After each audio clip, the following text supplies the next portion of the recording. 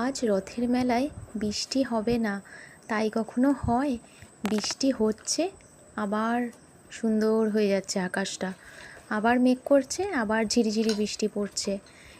তো বৃষ্টি থামার পরে বেরিয়ে পড়লাম রথের মেলা দেখার জন্য। প্রথমেই চলে গেলাম জগন্নাথ মন্দির দর্শন করতে। আমাদের এখানে মন্দিরটা নতুন হয়েছে, দেখো কত সুন্দর মন্দিরটা। তো এরপরে রথ দেখতে গেলাম।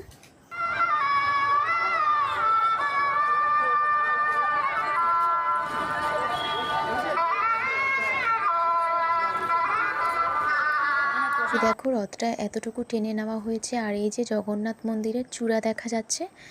আর এই দেখো এত ভিড়, প্রচণ্ড ভিড়, সবাই দড়ি ধরে টানছে রথের। আর এত জোরে জোরে কলা ছুটছে রথের ভেতরে, এটাই সব থেকে খারাপ লাগলো, যে কলাগুলো কিভাবে প্রভুর রথের ভেতরে ছুঁড়ে ছুঁড়ে মারা হচ্ছে। কারো গায়ে লেগে চোখে মুখে লেগে বিপদ ঘটতে পারে। এই দেখো পাশ থেকে আরও একটি সুন্দর রথ ক্রস করছিল।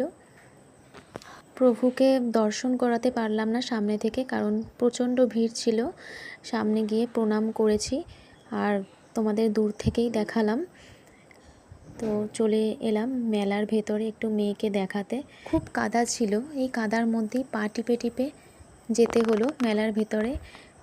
তো মেলা মানেই তো ওই জিলিপির দোকান, রথের মেলা জিলিপি দেখে নাও, লাইনে লাইনে জিলিপির দোকান বসেছে, কি সুন্দর লাগছে দেখতে। কে কে রথের মেলা দেখতে গেলে আর জিলিপি খেলে ফুচকা খেলে কমেন্ট করে জানিও। আর আমার ভিডিওটা কেমন লাগলো সেটাও কিন্তু